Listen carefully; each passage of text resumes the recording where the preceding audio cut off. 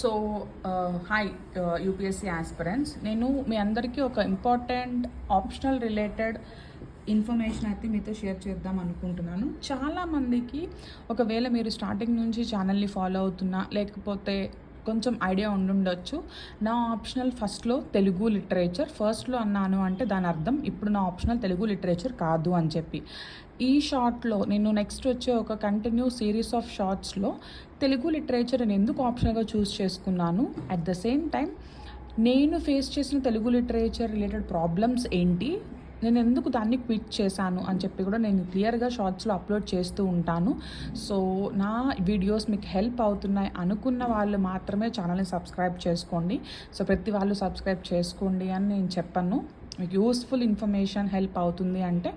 And also preparation related మీకు ఏమన్నా doubts ఉన్నా కూడా నాకు కమెంట్స్లో మెన్షన్ చేయండి, ఆర్ ఎల్స్ ఛానల్ మెయిల్ ఐడికి కూడా మీరు మెయిల్ చేయొచ్చు. మెయిల్ చేసిన ప్రతి వాళ్ళకి నేను రిప్లై కూడా ఇస్తాను, రెస్పాండ్ అవుతాను.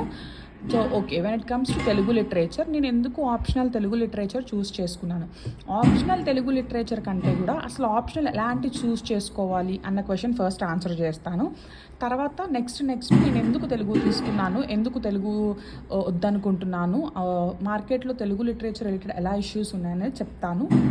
సో ఆప్షనల్ ఎప్పుడైనా మనం ఎలాంటిది చూస్ చేసుకోవాలి అంటే, ఫస్ట్ దానికి కోచింగ్ ఎక్కువగా అవైలబుల్ ఉన్నది మాత్రం చూస్ చేసుకోవాలి. ఎందుకు అంటే జనరల్ స్టడీస్ అనేవి ఒక లైన్ అయితే, ఆప్షనల్ అనేది మనము ఆప్షనల్ పట్ల మనకి ఎక్కువ ఇన్ఫర్మేషన్ మనం తెలుసుకుని ఉండాలి.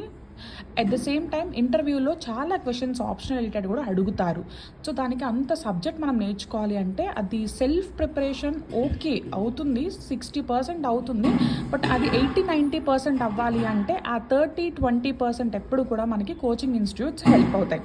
సో అందుకని చెప్పి మార్కెట్లో ఎక్కువగా కోచింగ్ ప్రొవైడ్ అంటే మీరు తీసుకునే సబ్జెక్ట్కి కోచింగ్ మార్కెట్లో కంపల్సరీ ఉండాలి.